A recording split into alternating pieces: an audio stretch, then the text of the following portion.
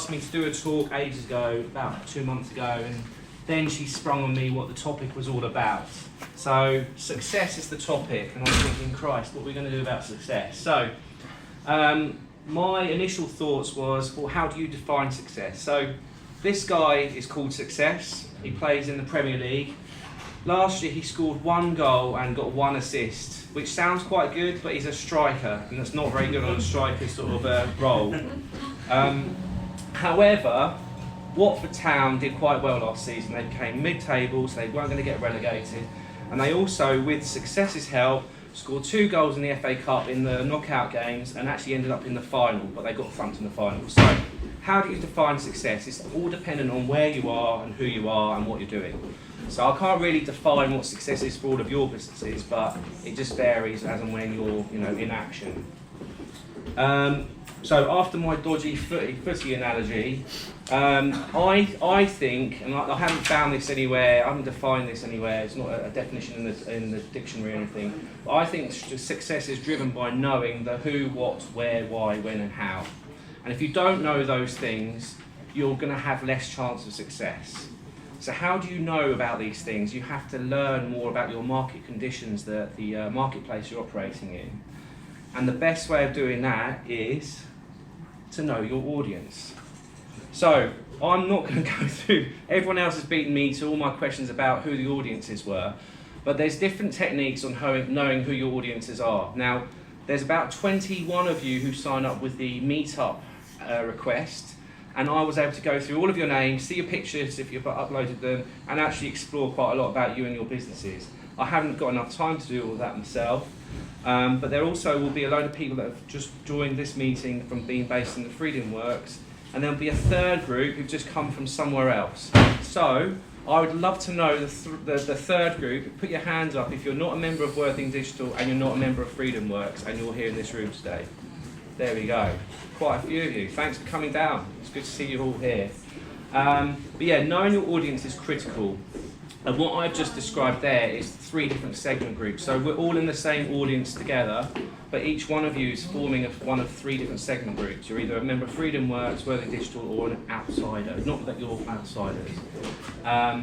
And that to me is really important, because if you don't know who you're talking to, you can't tailor your messaging. So I've got one final question about whether any one of you is actually working and owning your own business, whether you have a business-to-consumer product or service, or whether you've got a client service. So B2B, put your hands up if you work in B2B, quite a lot of you. Is anyone here B2C with consumers? No, not really. Okay, so I'm going to tailor my messaging because of that. It's just vital that you know your audience and how to adapt your messaging. So I'm not going to rewrite my slides, but I will try and emphasise the B2B element of my deck. So a bit about me. I am, as Meg already said, I worked in agency. I worked with a lot of pharmaceutical companies for the first 5 years of my career. I then moved over to the wonderful world of Disney for about 3 years. And I moved into satellite television broadcasters after that, all doing in-house market research and data analysis. And finally ended up at the biggest record company in the world, which was really fun. But now I've left that corporate world and I'm doing my own thing. So market research is my history, and I term the deck in here audience insights, because your audience could be your consumers or your products or whatever. So for me, market research, when I first joined the industry, as it were, all those years ago, people used to take the mickey out of me and say that I used to stand on the corner with a clipboard and just stop people in the street. And to date, I've never actually done that, thankfully. I might have to at some point to pay the bills, but for now, not quite. But back then, market research was a bit of a dirty word. It was a bit of an afterthought in business. It was all about pie charts and bar graphs. And actually, it's way more than that. And actually, in my career, the actual term market research has evolved into insights, and now a lot of people are starting to call themselves strategists, which is actually combining everything that you would do in market research, but then adding a bit of secret sauce on top. So I've now left the corporate world to start my own business, All Ears Group, and I set this up in October 2017. I'm a one-man band. I am B2B. but I do have to analyse a lot of B2C data. So a lot of my output is looking at audience data from media companies, record companies, artist managers, talent managers, anyone who's got an audience that they need to speak to. I try and help them understand their audience better by digesting lots of data, making conversations with their fan base or their audiences and boiling it together in a strategy document. So that's what I'm all about. We tend to do is help people, and this is my buzzword, this is what I want people to know me by as well after I've left the room, is we help you connect with, listen to and learn from your audiences. That's primarily what we do. And we use this mixed methodology, we do data analysis, we do primary research, and we bring it all together in a story that hopefully our clients can understand. So, when Meg asked me to do this talk, my normal view is this. I've had this poster on my wall in every office I've ever had ever since I bought this back in 2008.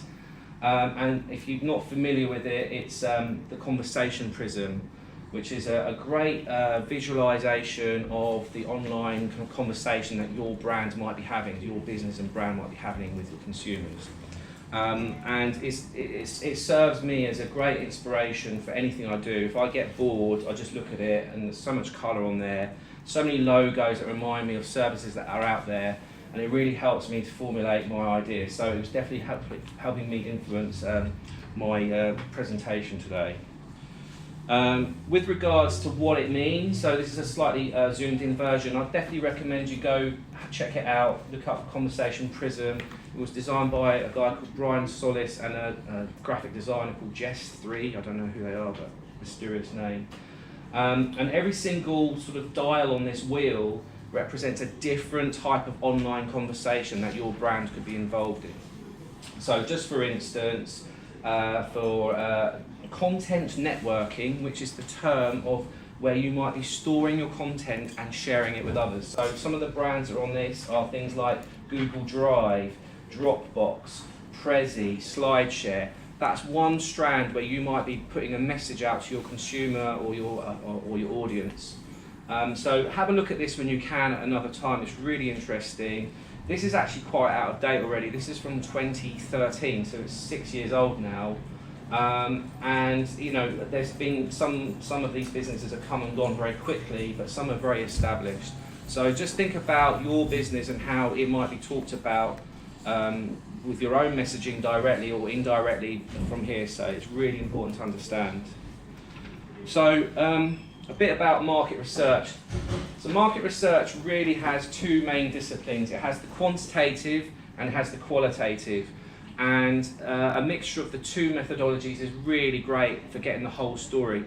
Quite often quantitative will be involved in surveys and simple questions that you might fill in forms on, and you'll probably at some point in your life have filled in many of these, either willingly or unwillingly.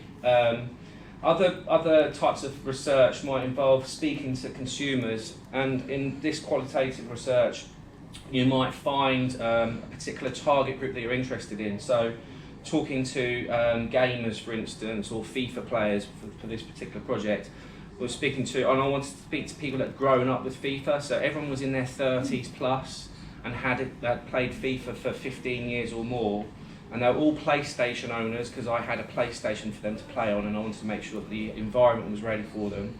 And we filmed them and interviewed them and got them to play games whilst chatting to us. And that kind of research is really important for getting the depth out. So if you've got a product that you want to put in front of people to beta test, like you were saying about the Coca-Cola product, you can put that in front of people and they can divulge quite a lot and you can probe them further. And I really can't stress enough that if you're not doing either of these for your own business or not even aware of them, that you should maybe consider it, because you can do these yourself really easily without any expense spared. You can do these quite effectively yourself. So just to remind you what it all about, quantitative is all about the numbers, about reaching your audience and segmenting it out. So there's about 30 of us in the room. I know roughly there's 3 different segment groups, and I've asked a little bit about your backgrounds. I haven't got any call out of you yet, but maybe afterwards I can speak to you more about your business. And qual is about what makes people tick, what makes them love or hate a brand. It's about the passion and the connection points. It's really important to have a mixture of these to effectively know what's going on with your client base. And if you are B2B, you are likely to know a lot of this side of things already, because if they're not happy, they'll be on the phone to you very quickly. So, with regards to online and digital, in my career, which spans quite a long time now, these things didn't even exist. Actually, the eldest of these social networks is actually LinkedIn. It's 16 years old this year. These guys are 15, 10 and 13, I think, something like that. Anyhow, it's all online. There's a link, hyperlink here for you to explore. And these audiences offer a great amount of data. It's kind of just like an out-of-control hose or a fire hydrant. The data that spews out of all of these platforms is vast, and it takes a lot of effort to get your head around all of it. You guys, if any of you have a social channel or even a personal channel for your business, will have so much data there that's housed and presented on an admin page normally. You can see the followers, the likes, your shares. But there's a wealth of information beyond that as well.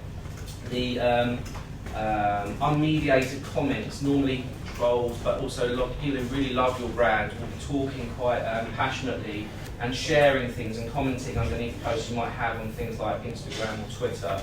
So it's a really great source of qualitative as well as lots of data points as well. And the other way that I now increasingly work with, and again this has all happened in my career, is social, reaching people online, and that could be with a survey, it could be with an online chat, it could be with video calls, it could be with all manner of different routes. But it's a really powerful way of underpinning your data that you're getting over here, and the two combined are really great for any business to have. And it does make my job easier, but it also just gives me a lot more headaches as well, because there's so much out there you've got to decide which ones are going to be the wins for you. So, moving on, consumer profiling happens everywhere. Now, every time you buy or search for something online, Google's likely to have your card marked, unless you're very clever with cookie control and everything else. But essentially, the Google search engine is a very powerful tool that so many businesses are now using day in, day out. Other ways that you might be tracked and volunteering data is if you've got a club card or a Nectar Point card, you're building up a massive profile for that supermarket brand. The transaction is you're getting free vouchers or free points that you can then offset against a bill, but there is a purpose for that existence, and that's to learn more about you, what you're buying, where you're buying it, how often, so they can make more money as a business. Likewise, on digital platforms, you might sign in via one of the social networks and think, oh, that's convenient, I'll click on my Twitter handle, and actually that's another way of them hoovering up more information about you. So it's great because it makes it convenient for you to sign in and not remember all these passwords, but at the same time they are gleaning a lot more from you as well. And people like me can also use that information as well. I have quite a lot of information I can glean from Facebook and Twitter particularly. And then you might not think this is very, very important, but when you've got an app and you get this, how is this app for you, review, would you like to give it 5 out of 5 and post it on the application store? That's another form of market research, because it's kind of using you as an influencer, so that when your post goes on the store, they can use you as a guide to whether it's a genuine customer or not, and whether they like it or not, and if it's bad, you can review it as well. And then likewise, there might be points and awards won, but on the back of receipts, if you buy anything in most shops these days, it's how did we do? Win £500 or whatever. This is £1,000. It's quite generous. But again, that's another form of market research, and they're hoping that because you're a customer, you will validate them as an organisation, and then they can use your feedback to improve their service for everyone else. So it's really important that you are aware that these are all available to you, or you might also be influencing other businesses with your input on those areas. So, I did promise Meg in my spiel that I would give some top tips, and apologies if no one's had any lunch yet, but I've got 6 slices of audience insights, and some of them are free and something you could do right now when you get back to your desks, or they might be something that you might want to invest in or look into further on. So my first top tip is going back to our who, what, why model. So the who. So who is your audience? What makes them up? Who are your clients and customers and or competitors? And who follows you and who are your influencers? So I've brought out two networks here, but essentially you could do this with anything. For LinkedIn, the oldest of the social networks we spoke about earlier, is an amazing source for B2B. If you want to know who's in your channel or in your lane, it's a great way of learning, for instance, who your competitors are. You can see the similar pages that LinkedIn thinks and associates with this company here, which is actually local to Worthing. There's a depot here in Worthing as well. You can also find out the employees. If you're trying to find talent or know what else, who they got in their roster, you can find that as well. So anyone who's active on LinkedIn will often have their recent employer. They might even have previous employers in their history. So you can see a lot about the makeup of the company. The other thing is that in the post, there's a lot of opportunity to see what kind of ethos they have. So Bowers and Wilkins supporting Pride. Pride's happening this weekend, I think, in Worthing. And this was actually just from last week or something. So there's a real kind of a way of shining a light on the corporate messaging that's coming from a company like Bowers and Wilkins. And likewise, and you can do all of that for free. That's just you plugging around on LinkedIn quite quickly and easily. Another platform which I really like because it's kind of the gold standard of data provision is Twitter. Now Twitter, again, you can search for everything yourself manually. You can go to any point in time, any piece of content and see what people are saying, how many shares it might have had. But you can also look at the followers of the brand as well to see who they're attracting. They might be attracting some of your future clients. So if there's a company who thinks, oh, they're kind of doing something similar to me, have a look at who else is following that particular brand on Twitter, and you'll get a bit of a client directory to maybe approach and learn more about. The other thing about Twitter is it gives you a lot more about some basic information like their gender and where they are in the world. And there are analysis tools out there that can help pull that out. But you could also look at your own channel itself to see where your audiences are. It's really important that you know, even if you've only got a few hundred, you need to know how many of them are genuine clients of yours, or future clients of yours, or friends and family. Because all of those are important for you guys to know, so that you can say, hey, can you mind just, if you know the people, can you just retweet that post, give me a bit more volume online. And if you don't do that, you're kind of missing a trick, because they're kind of an audience that are there to help push your messaging along. So I use quite a sophisticated tool called Brandwatch. But there's dozens and dozens of analysis tools out there, some of which are free, some of which have a free element, but most of them do actually have a paywall as well. So if you're in that mindset, it's worth considering buying into an analysis tool. The next part of my slice of pizzas is the what. So what's interesting your audience? Now, search is so powerful. People put in questions into Google that they would never dare ask in public. And trust me, we've all probably done it. So I just typed in what is the best speak, and then suddenly Google's delivering me all of these different options for speaker cables, best speaker wires, and I wasn't even finishing typing yet, but that's the kind of cleverness that's out there. And there are ways of analysing that. There's Google platforms that are free to use that you can analyse search terms and popular trends and topics. But there's also more sophisticated solutions like Answer the Public, which is a Brighton-based company, and they are able to tell you a lot more about the context around what people are searching for as well. So check them out. They've got a free service, which is like 5 searches per day for free, but they also have a more exclusive paid-for service, which all you can eat searching. But definitely check that out. Other thing that's really important online is topics and hashtags that are trending at the moment. So stuff that is happening at the moment. I typed in success into Instagram and there was successful quotes, successful mindset, successful, and success itself. And there's a lot of volume of traffic around them. There are 5.6 million successful quotes on Instagram when I last looked. So there's a lot of information out there you can start trawling through. It was Wimbledon last week. I typed in Wim and it just pulled out all Wimbledon hashtags. The sponsorship, I was looking into sponsorship on LinkedIn. Again, you can see what's popular. If there's something that's relevant to your business, you should be looking at all of these things all the time, as often as you can. Finally, reactions. Reactions has been around for a while, but it's just been introduced into LinkedIn. They've now got these heart and claps and thumbs up things, which I'm not sure works in a business environment. But that's certainly another thing that you can track for other people's content. So if you're seeing stuff that's working really well, see how many likes, shares, retweets, comments it's getting, because it's something that you might want to emulate and replicate yourself. So really important to know what's going on online.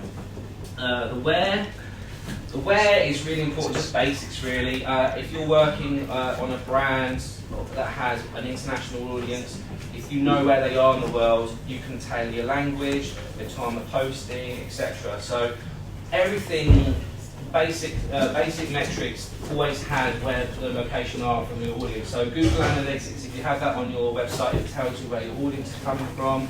All of the socials have a heat map and some indication of that you know where they are in the world, and even down to city level on some of them as well. Really important. So the when dovetails in a bit with the previous one, but when is it most popular for your website to have activity? You know, the heat maps on Google Analytics are really easy to use. You've also got scheduling tools like Hootsuite and Buffer and even MailChimp, where you can time things properly. If you know that there's a lot of activity on Friday afternoons because people have finished doing their work and they want to read a newsletter, maybe that's the time to push your stuff out. Other things as well, I mean, all of the socials have a lot of heat and admin on what's worked well and when you posted it. And my top tip for posting on LinkedIn and, Twitter and Instagram, and I'm looking at some digital marketing people in the room as well, is that you might want to push it out more than once. Tweak a little bit of it and push it out more than once, because people might not see it the first time and that feed goes down very quickly. Penultimately, why? So, why do people like you? Why do people like other people's brands? Why do people buy certain products or services? You need to know that. And there are ways you can do this for free. So if you are on social networks, you can push out polls on Facebook or Twitter. It's simple, it's very easy to do. Very simple questions, and you can get statistics back really quickly.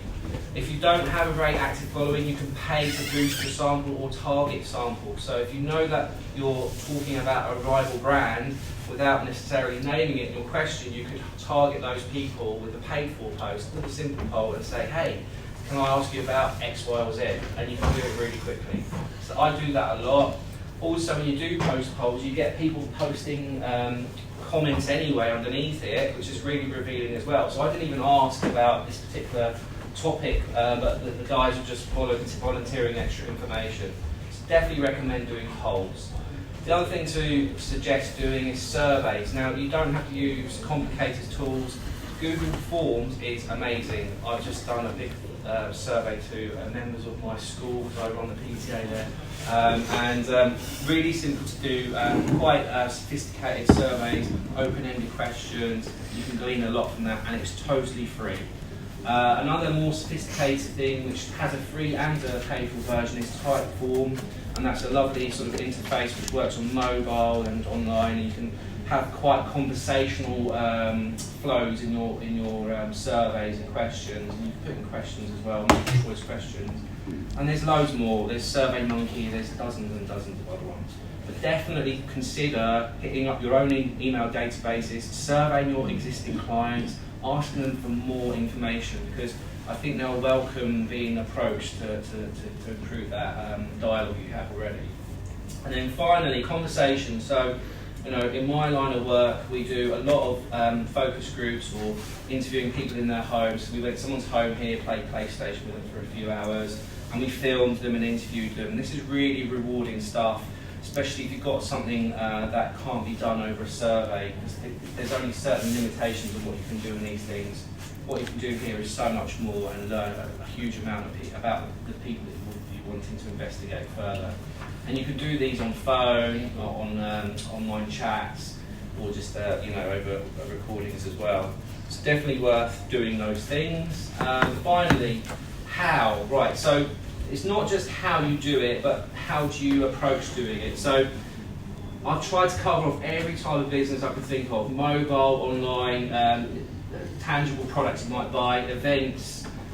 All of them require conversations at that point in time. So it might be post-event, you might want to investigate how people thought it was. If you're buying a product, how was the buying process for you? How was the product when it got to you? All of those things are really important. And then if you've got content online, trawling through all the social channels that you might be running and all the content you're pushing out, finding out what people are saying there, so looking at the unmediated comments, but also striking up direct conversations with people online, on the phone or in person. You should do all of these things if you really want to improve the chances of success in your business. Sorry. So that's kind of me done now. A little reminder about what I do. So I can help with audience profiling, content strategy, deep dive studies into fans. We've also in the past done new product development, materials for pitch documents, data housekeeping, and basically anything you can think of with an audience. So that's just me.